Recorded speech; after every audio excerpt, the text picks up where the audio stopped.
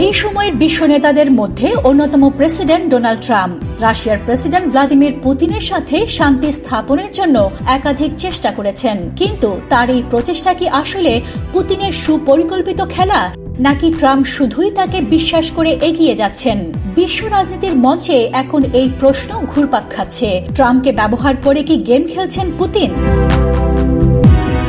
গত মাসে আলাস্কায় ট্রাম্প এবং পুতিনের বৈঠক এক ধরনের কৌতূহল সৃষ্টি করেছিল।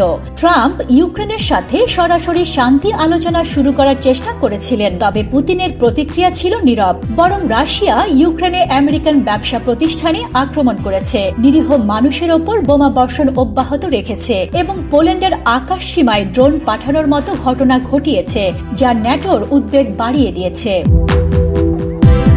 তবে ট্রাম্পকে নিয়ে যে প্রশ্নগুলো এখন উঠছে তা হচ্ছে, তিনি কি বুঝতে পারছেন যে পুতিন তাকে ঠকাচ্ছে? রিপাবলিকান আইন প্রণেতারা এখন বলছেন ট্রাম্পের শান্তির চেষ্টা আসলে পুতিনের একটা চাল। আইওয়ার সিনেটর জনি আর্নেস্ট বলেছেন, ট্রাম্প শান্তির জন্য সবকিছু করছেন, কিন্তু পুতিন তাকে খেলা দিচ্ছে। নর্থ ক্যারোলিনার সেনেটর থম টিলিসও একই মতামত দিয়েছেন এবং দাবি করেছেন যে রাশিয়া তাদের পিয়ানোর মতো বাজাচ্ছে। এটা একদমই নতুন কিছু নয়। এপ্রিল মাসে সিনেটর চাক গ্রাসলি স্পষ্ট ভাষায় বলেছিলেন, পুতিন আমেরিকাকে প্যাটসি হিসেবে ব্যবহার করছে।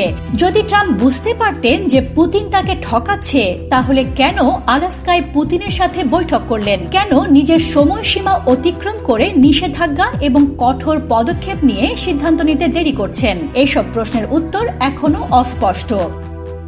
এদিকে রিপাবলিকানরা এখন মনে করছেন যে ট্রাম্পের রাশিয়া নীতিতে কিছুটা কঠোরতা প্রয়োজন।